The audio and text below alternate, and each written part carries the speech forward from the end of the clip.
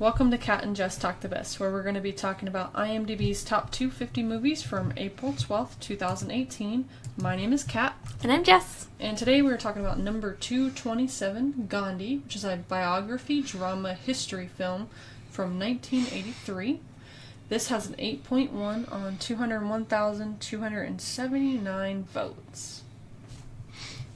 So, the synopsis for this acclaimed biographical drama presents major events in the life of Mohandas Gandhi, the beloved Indian leader who stood against British rule over his country. Dedicated to the concept of nonviolent resistance, Gandhi is initially dismissed by English officials, including the influential Lord Irwin, but eventually he and his cause become internationally renowned, and his gatherings of passive protest move India towards independence. Yeah, that's a good one. Well, I feel like it's hard to spoil something about Gandhi's life because it's like this actually happened. Yeah. So there's not we can't spoil it because it's already happened. This happened in the late 1800s, early 1900s. Yeah, this is actual events. It's not a film that somebody made up. This actually happened, so... So, of course, it's not every, day-to-day thing. It's just, big events. Yeah. Alright, so the director is Richard Attenborough. He directed A Bridge Too Far, A Chorus Line, and Chaplin. You might also know him as from Jurassic Park. Is Hammond. Mm-hmm. That's how I remember him as. And, of course, the actors, we have Sir Ben Kingsley, John Gielgud? I don't know. Apologies. Gielgud. I'll go with that. Thank you. And this is going to be hard because it's Indian. Rohini Hattangadi. So the average rating on Rotten Tomatoes is an 8. 85% of critics who reviewed it liked it. 54 critical reviews, 46 were fresh, 8 were rotten. It's 2 of the fresh, Michael Blown. Although Gandhi may lack the depth of a more academic approach, it is an old-fashioned, inspirational ode to a man who dared to challenge military power with a self-restraint and political cunning. Yeah. Yeah, I can see that. And Variety staff. Once in a long while, a motion picture so eloquently expressive and technically exquisite comes along that one is tempted to hail it as being near perfect. I don't say this is near perfect. No. That's because it's 3 hours. So 2 rotten. Diego Galan. Gandhi is illustrative but not creative. It was hard to be creative on someone's life. Yeah. That's unless rude. they were a really crazy, outrageous person. Yeah. So David Kerr. Attenborough's work lacks even the undercut of personality that David Lean brought to his films. The film has no flavor but that of standard Hollywood hagiography. I don't know. Hagiography? I don't know. I'm what does that I don't mean? know what that word means. I was I'm going to look this up. Hagiography. Okay. Hold up. The writing of the lives of saints. Is he considered a saint? Saint Gandhi? Well, he's very, he's not a saint, really. Well... Maybe he is in India. Maybe he was pronounced a saint. I don't know. Whatever. I don't know what their saints are in. I don't know. Because it's two different religions in India. It's not. So I don't know. Well, there's a bunch of religions, but the 2 major ones that they're fighting for. There's always a bunch of different religions everywhere, but the 2 major ones are Hinduism and Muslim. Yeah. So the consensus, critics' consensus, director Richard Attenborough is typically sympathetic and sure-handed, but it's Ben Kingsley's magnetic performance that acts as a linchpin for the sprawling, lengthy biography. Yeah. Lengthy is a good word. Descriptor for this movie. I'm like, and Ben Kingsley does a great job. Yeah, he does. Everything I've seen him in, he's done a great job. So, budget was $22 million. The gross in the U.S. was $52,767,889. The international was $75 million. And so, worldwide, it made $127,767,889. So it made over $100 million more than its budget. Yeah. On opening weekend, it made $131,153. Was that a limited release or just? It didn't say limited. Huh. Maybe people were not excited to see a movie about Gandhi. I don't know. Maybe see a 3-hour movie about Gandhi. I don't know. It was probably the 3-hour bit. Probably. Because that's a long movie for the 80s. Like, now, that's a long movie. For the 80s, that's a really long movie. I was like, back in, like, the 40s, then that was, like, man, that was alright. Yeah. Gone with the Wind's, like, almost 4 hours. So. Yeah, but people can't sit still that long anymore. God, no. I can't sit still that long. It depends on what I'm doing that I can sit still that long. So its all-time domestic rank is number 1,562. Its highest all-time rank is number 93. Hit that on July 14th, 1983, which is over a year after it came out. It won 8 Oscars, as well as 27 other awards, and it got 20 other nominations.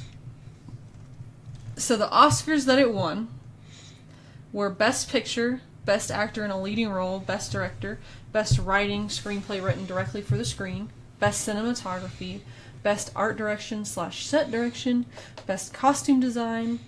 Banu Athaya became the first Indian-born person to win an Oscar. And then it also won Best Film Editing. Yeah. And then won for the Golden Globes Best Foreign Film, Best Director, Best Actor in a Motion Picture, New Star of the Year in a Motion Picture for Ben Kingsley, and Best Screenplay. It won a lot of Best Direction, Best Film, Best Actor. Quite a bit. Most of them were. And British Society of Cinematographers Best Cinematography Award. Best Foreign Film at the David D. Donatello Awards. Best Foreign Producer. Directors Guild of America, Outstanding Directional Achievement in Motion Picture. Another Best Actor, another Best Foreign Film. Best Foreign Film, Actor. London Critics Circle Film Awards, Actor of the Year goes to Ben Kingsley, 1984. So a lot of it goes to not only the movie, but also Ben Kingsley.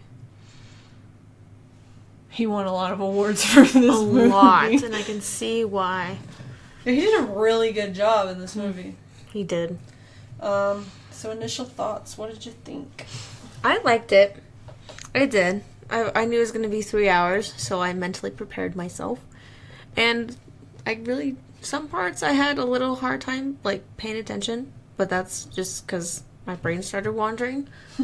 But other than that, I think it's a good story. It covers pretty much the big stuff in Gandhi's... Yeah, the major events. In his life. And, again, Sir Ben Kingsley did a fantastic job as Gandhi. I did a photo comparison of both of them, and I was like, okay, I can definitely see why they picked him. They look really similar. Yeah. I liked it. It was very long, and I took a nap in the middle. Paused it and took a nap, because I wasn't going to be able to make it through. There were times when I was getting distracted, like you said, but overall it was pretty good. Yeah, definitely.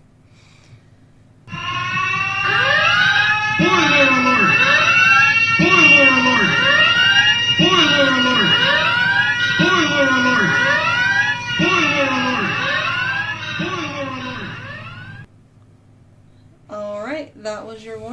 haven't watched the film yet, go ahead and stop listening and come back after you've watched it.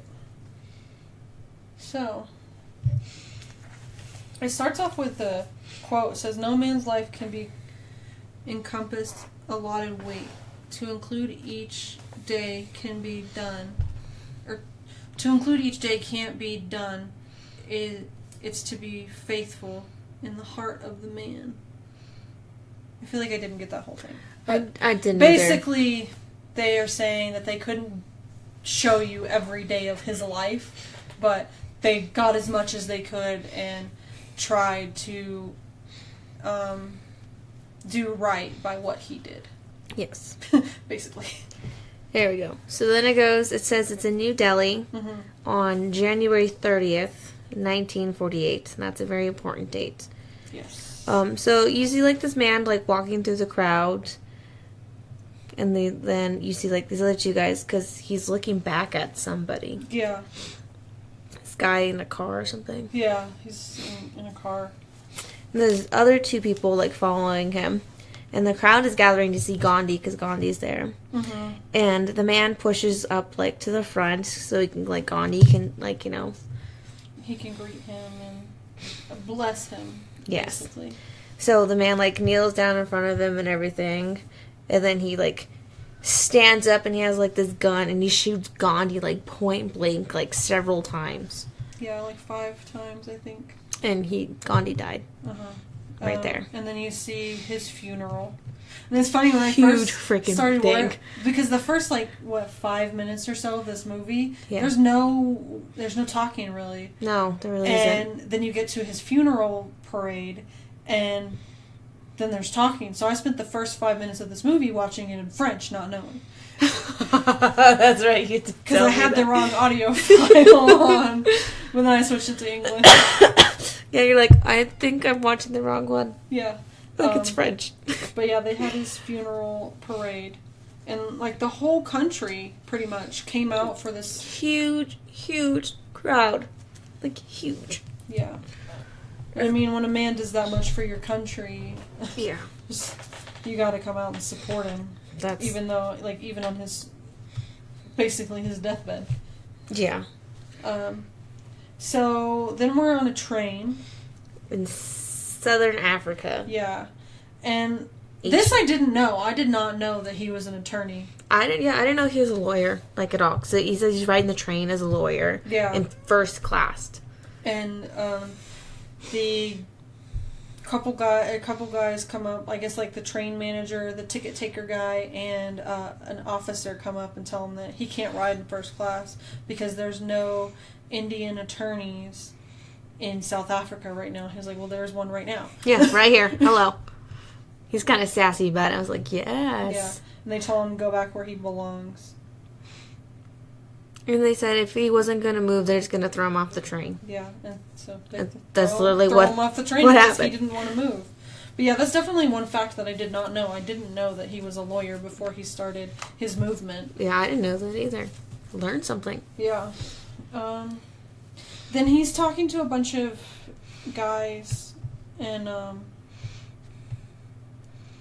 he's talking about what happened, and they're explaining, well, that's how things have been. Yeah, it's like racism. They're basically explaining the racism to him. And they're prejudiced against Indians and Muslims. Yeah. In Southern Africa. Yeah. So he's at this little thing with some papers, and there's like a fire thing in the middle, and he starts making a speech, and the police come up to stop the demonstration. Yeah. And he takes these little papers and picks them up and starts burning them, and the police start beating him, and the police tell him that if he doesn't stop, they're going to keep beating him, and so he just picks up the papers and keeps burning them. Yeah, these papers are kind of like saying that, because every Indian and every Muslim has to carry these papers around. Yeah. Not the Europeans, which I thought was annoying. Yeah.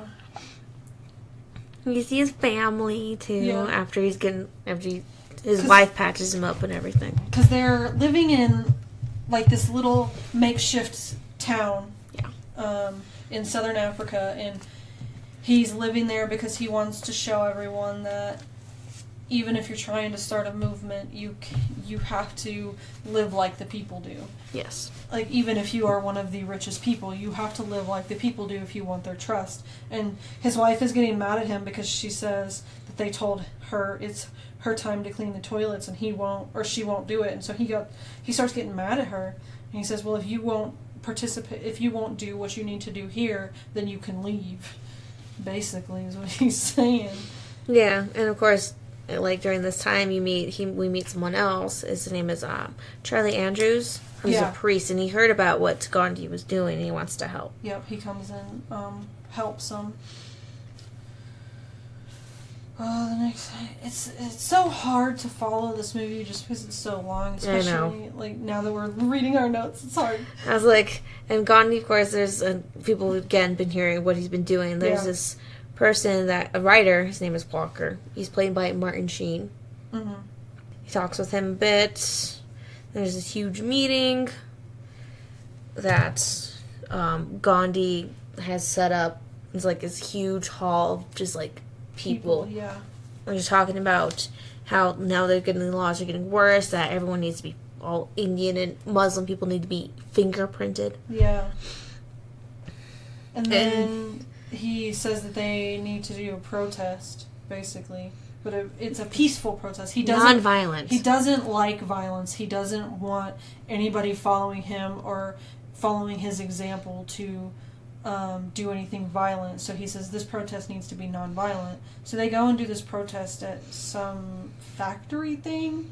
Yeah, it says, we are the citizens of the empire, and they're marching. And the police show up on their horses and stuff, and they're like charging them. And so they all lie down, and the police can't really... The horses are refusing to step on these people. Yes. Animals are not dumb. And then the priest, he's having a church service telling how Gandhi's doing like such wonderful things. And these Christians, which irritated the crap out of me, these Christians just walk out, not even listening to him. Because they are listening to him at first, but then he starts talking about Gandhi, and they're like, no, I'm not listening to this. And... making Christians look bad there. Just saying. So then we see that Gandhi is in prison. Yep. And he's pulled up to, like, the general or the head of the prison or whatever. And they talk about him getting released or something. I don't really... I kind of missed the conversation. I was trying to pay attention. Yeah. But I didn't really get it. It's like there's something about, like, change or something like that. And that he's going to be released. Well, because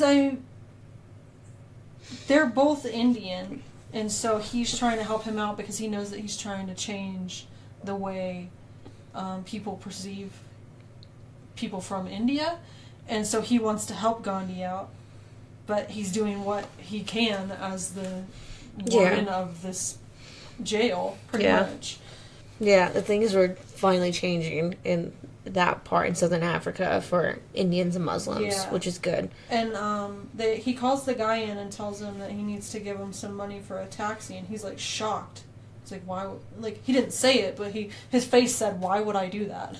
Basically. He's like, I have no money and I have no other clothes. Yeah, so the guy comes in and gives him money to get back to India because that's where he wants to go. Yes. And Gandhi is released, and then he is back in Bombay, and this is Bombay 1915. Yes. And he gets there, and he's no longer in his suit and tie that he was wearing for most of the time in South Africa. He's now wearing what he calls the clothes of his people, which I don't know quite what it's called, because they have a specific name for... Yeah, I just don't know what it is What it is he's wearing, but I don't know what it is. And he says that he wants to wear the clothes of his people, and he sees his people hurting, and he doesn't like it. So then he's... one thing that I liked that he said, I'm just going to say it now because it's not really one of my favorite lines, it's just I wanted to talk about it. Because he wants to make India proud of herself. Yeah. So he wants to change the country for the better. Agreed. That's a good one. He's taken to this garden party. Yeah. And I honestly think he felt out of place. Yeah. Because he's the only one wearing the garb that he's wearing, whereas everyone else is dressed up in what he would typically be wearing if he hadn't decided to go into this movement. Yes. He's meeting with this. He talks to this person who's telling him, he's like, you need to help turn India around. Yeah. And then he decides he's going to take a train across the country because he wants to find out what's going on. Like, he wants to see what the country He's like, I don't really know India, so I'm going to travel. Takes a train ride, and there's some really nice sweeping shots in there. Mm-hmm. I had to say that. Well, and he doesn't really know India very well because, yeah, he was, I guess, born there, and, yeah, he was probably raised there, but he's been gone for a long time. Yeah, because he studied at Cambridge. Yeah, so he's been in England, and then he's been probably all over Europe and part of Asia. Then he went down to Africa. Yeah. And then now he's back up in India. Yeah. And it's funny, the pastor goes on top of the train because he's like, the people on top of the train are like, there's a better view up here. Yeah. So he climbs on top of the train. Yeah. So there's a different rally that he does first, and he's talking about like what happened in South Africa. That's what they think he's going to talk about. But then he doesn't. He talks about what he's going to do in India. Yeah. And I got confused for a sec. I just saw You're rally. Good. And there's a lot. I thought it was that one where they're sitting in that thing. But this is like in a little tent thingy.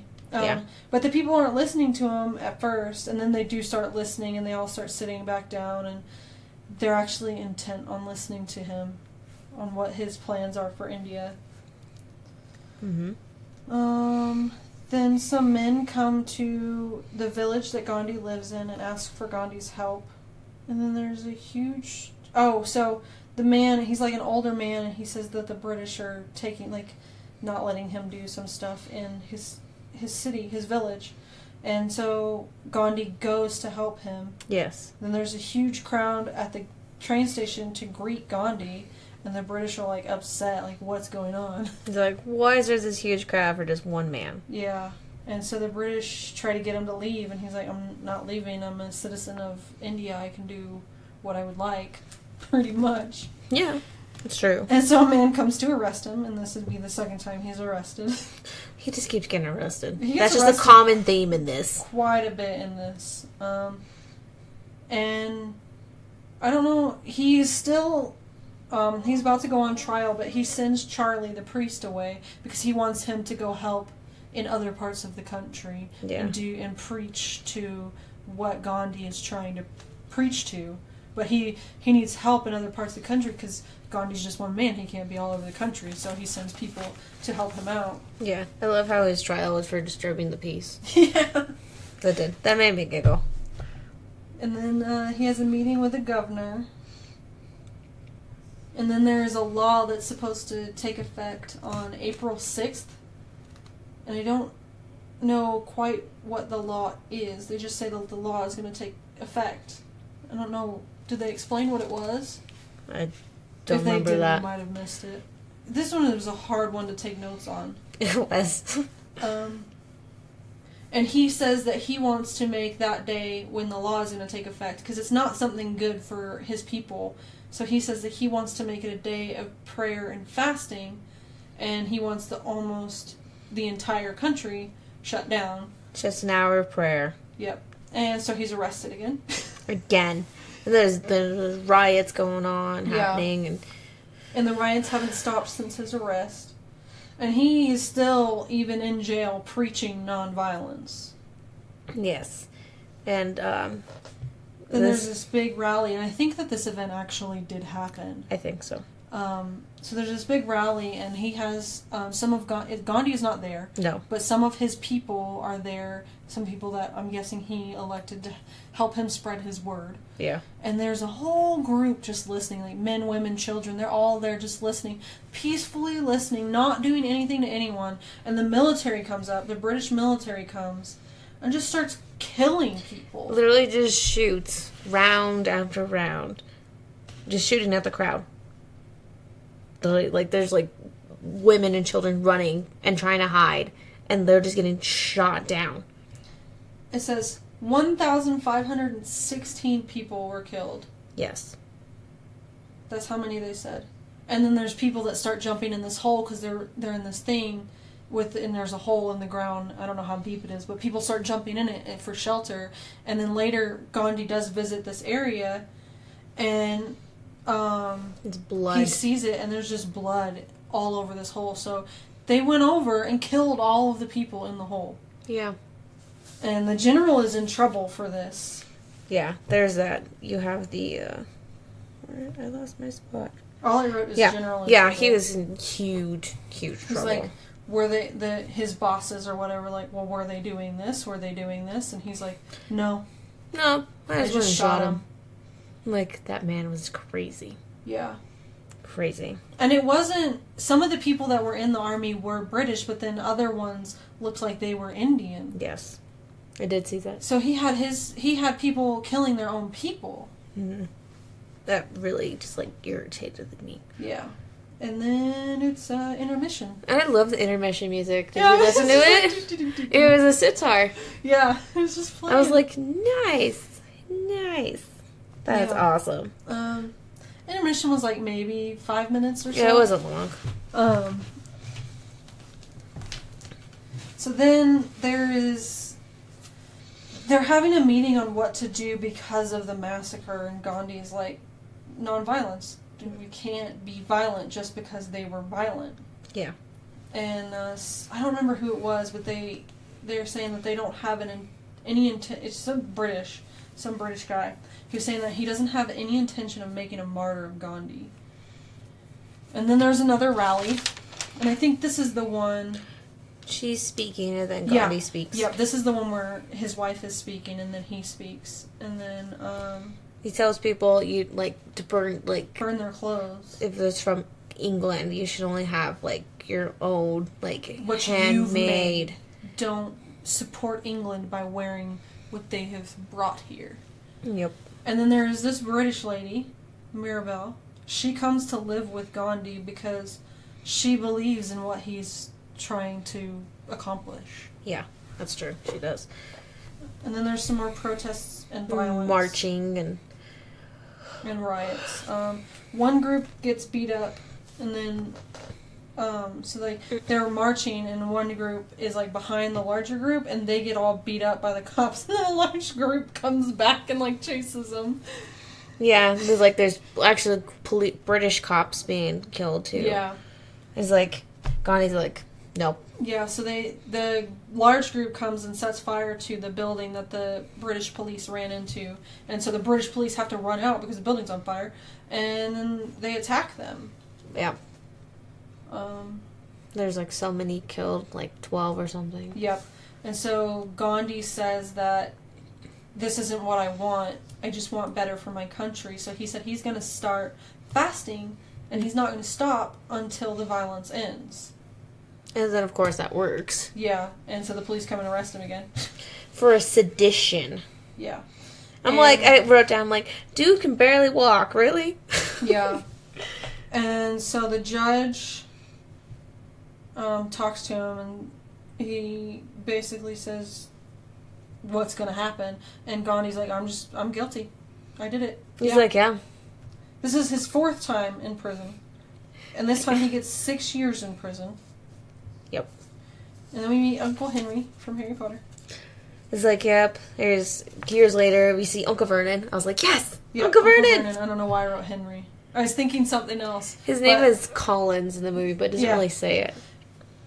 Maybe I got Henry because there's a Henry in the movie, and that's what I wrote down. But yeah, Uncle Vernon, and he's there listening, and he's just talking to Gandhi, and Gandhi and his wife are reenacting their marriage. Their vows. Yeah, and they said they got married at 13. Yeah.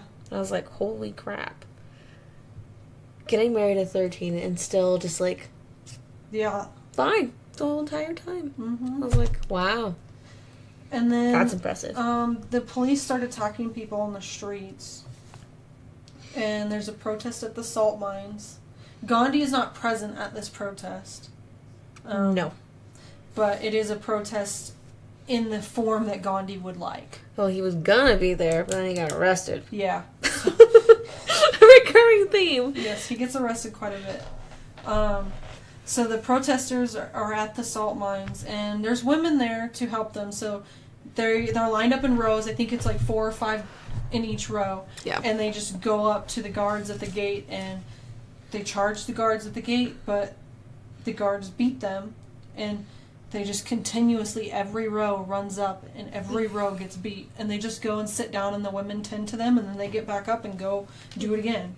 Yeah, and the two reporters, Uncle Vernon, we're just going to call him that, and Walker, they were watching this entire thing, and so they report back what's going on, and so the rest of the world knows. Mm-hmm.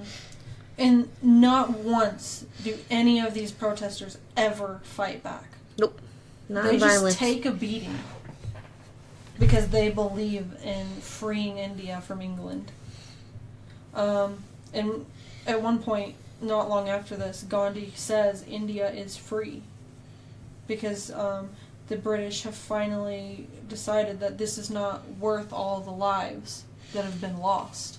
Yeah, and I know he goes to London and talks about it, everything there too. And he discusses the possible Indian independence.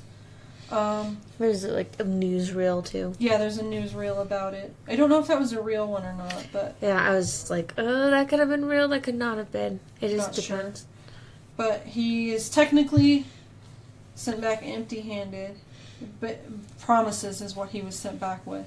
And then he's in prison again. His wife and Marybelle are arrested. Marybelle. Mm-hmm. Are arrested too. Yeah, all three of them. And then there's a lady from Time magazine, and she just wants to document what Gandhi has been doing. It's so funny. You know who drove her to see Gandhi? I don't know his John name. Ratzenberger. Yeah. But I recognized him. I thought it was great. I was like, nice. Seeing all these actors I know. And in prison, Gandhi's wife gets sick. She has a heart attack. Yeah. And so she's resting up after that, but she does pass away. And Gandhi's holding her hand. And you can just see, without him saying anything, that it tears him apart. Like, it's very hard for him to lose his wife like that. Mm-hmm. Because she was in prison when she died. Like, she wasn't in her home, in her comfortable bed. Well, comfortable, like, familiar and comfortable bed. She was in a prison bed, dying. Yeah, that part was hard for me to watch. Yeah. Like, it was just like my grandma and my grandpa. Because my grandma passed away in the hospital. And my grandpa is still completely upset about it. So, yeah, that was hard to watch. Yeah, I believe it.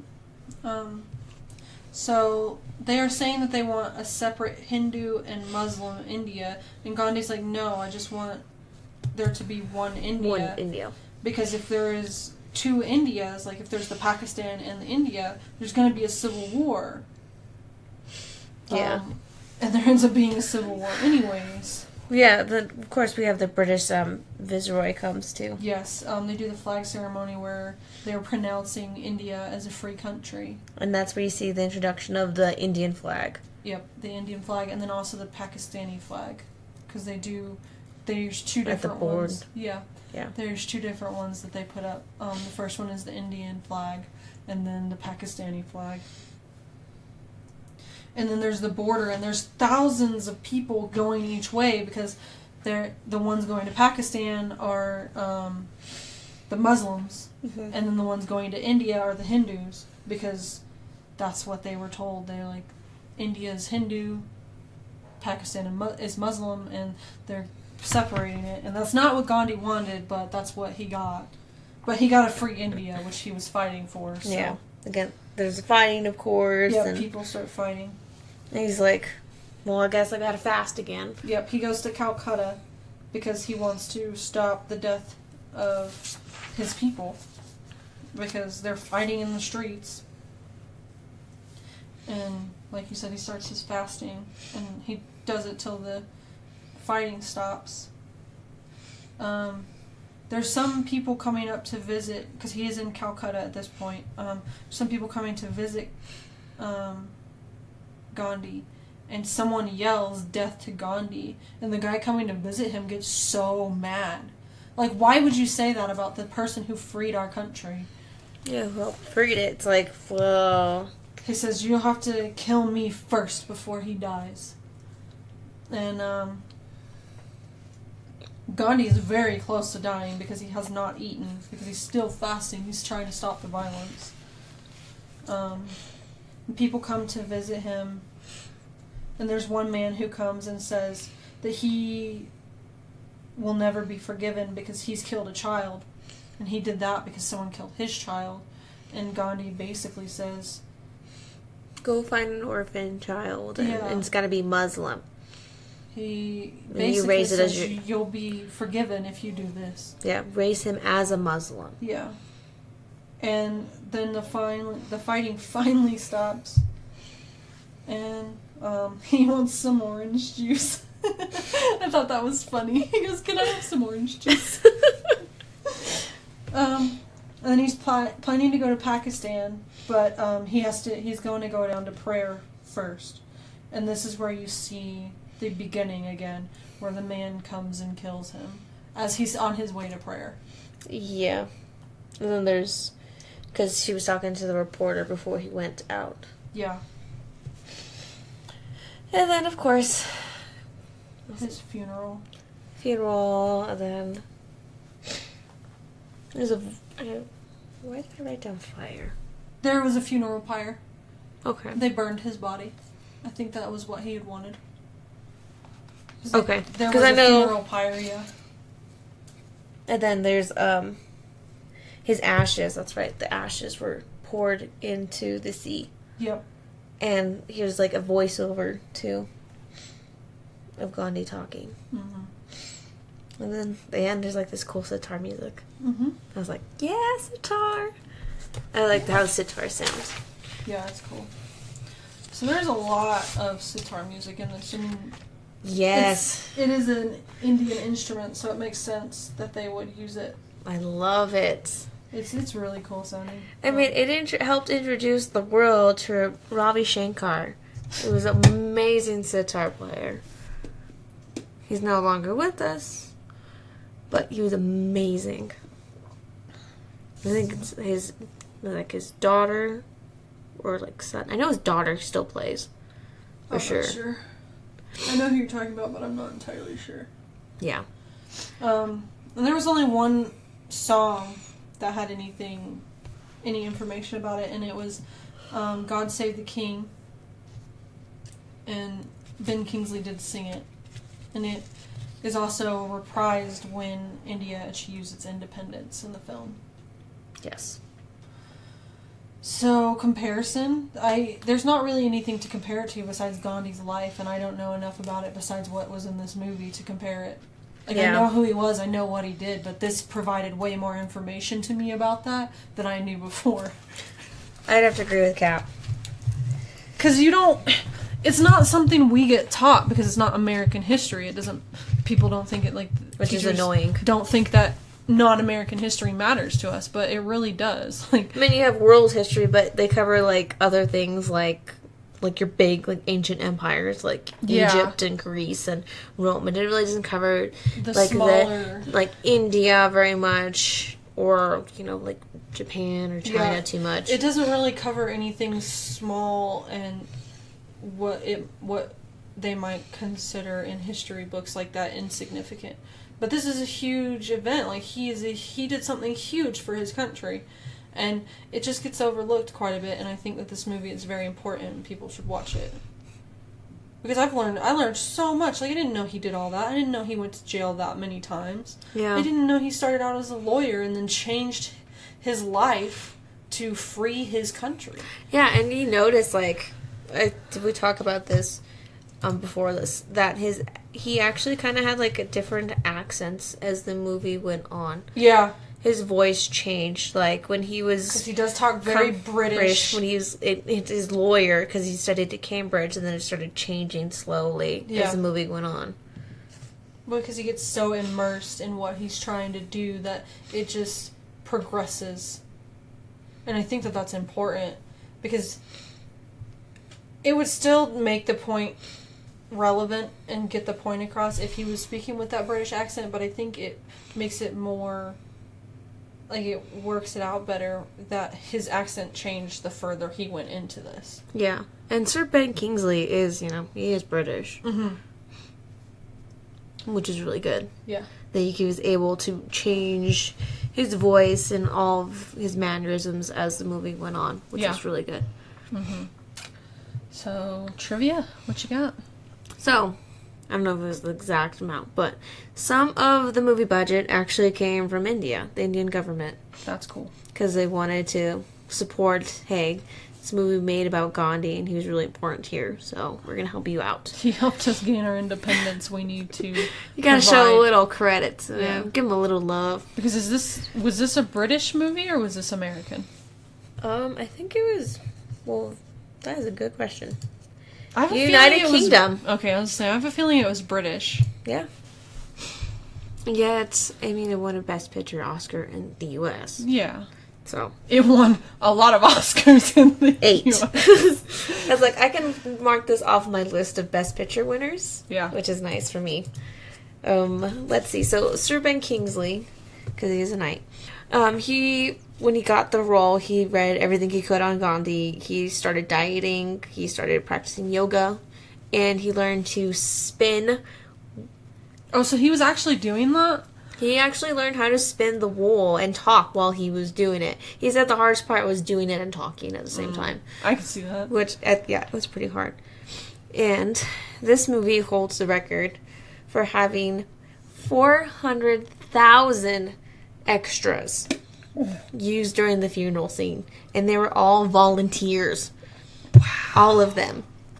And it took 19 cameras to film that. Just one scene. Wow. Right? I was like, that's a cool fact. And then my last one. He is now retired from acting, he says. But this is Daniel Day-Lewis's film debut. He's a little kid in this one. Wow. And he's one of the kids who's insulting Gandhi as he's walking by. It's like, so yeah. Good things. So, this is Daniel Day-Lewis's film debut. Wow. I thought that was cool. That is cool. I'm like, if you know who Daniel Day-Lewis is, he's played just so many, like, big roles. Yes. Since then, I mean, come on, he was Lincoln. Yeah. That's so crazy. Good trivia for this one. Yeah. All right. So where it has been on the list before and now. In 2010, it was number 184. In 2012, it was number 187. In 2014, it was number 199. 2016 had a big drop. It was number 220. And then as of today, when we are recording, it is number 225. Oh. So it's gone up a little bit from our list, but overall, it's been on a downward trend. Boo. Yeah. So previously, the number 227 movie on the lists, the 2010 list, Patton from 1970. The 2012 list, Beauty and the Beast from 1991. Yay! The 2014 list, Memories of Murder from 2003. The 2016 list, Monsters, Inc., which is coming up very soon, from 2001. Yeah. And as of today when we are recording, Blade Runner 2049 from 2017 is number 227. Huh. And that's on our list as well. Yeah. It's higher up. Mm-hmm. Well, it was higher up. Now it's kind of it's going down. But I haven't seen it. I've been waiting for when we watch it on here. Yeah. So same. So favorite line. I wrote down so many. I did too. Let's see. An eye for an eye only makes the whole world blind. Yeah, that was a really good one. Oh my god, this one is so cute. This is a nice line. Wherever you will be, you will always be in my heart. Mm-hmm. You do it with joy or not at all. Gandhi was saying that to his wife. when she wouldn't clean the toilets. Yeah. I can't even read my own handwriting. If you are a minority of one, the truth is the truth. And, yeah, I can't read my handwriting. Poverty is the worst kind of violence. Yeah. That's what it said. Those are some good ones. Yeah. I think this is like the turning point for Gandhi when he's being explained the racism in South Africa against his people. He says, well, then it must be fought. I of God, like everyone else, needs to fight. There are unjust laws as there are unjust men. One of the acts that they were when they were in the assembly hall, he was saying that under this act somebody else said that. But under this act, our wives and mothers are whores, and every man is a bastard. Because basically, the British were trying to say that their marriages didn't count. Said only Christian marriages count. Yeah. They may torture my body, break my bones, even kill me, but they will have my body, but not my obedience. That's one when he's saying we need to do nonviolent protests.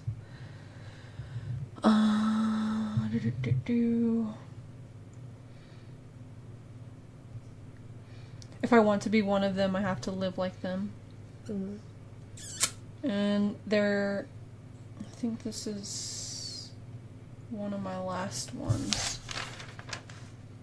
Yeah, this is my last one. Because you said my other one, the eye for an eye one. Sorry. That's fine. There is no country on earth that would not prefer his own bad government to a good alien one. No. Mm.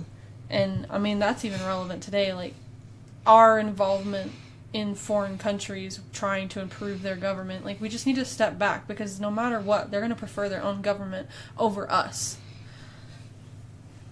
That's true. And I think that's... Like, pretty much everything that this man has ever said is still relevant today, and it's ridiculous that it's still relevant. And he passed away, assassinated in 1948. Uh-huh.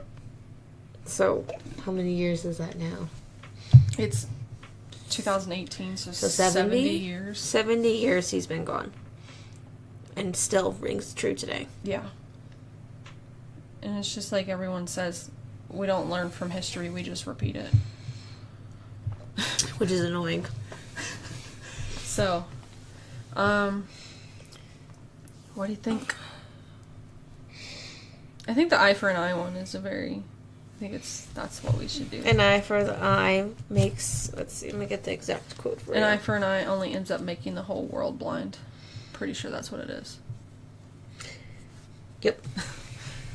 There's some of when they're shorter, I can write them down and know exactly what it says. But then when they're longer, I have a hard time with it. Yeah, that's a pretty popular quote, actually. Yeah. All right. So, our rating.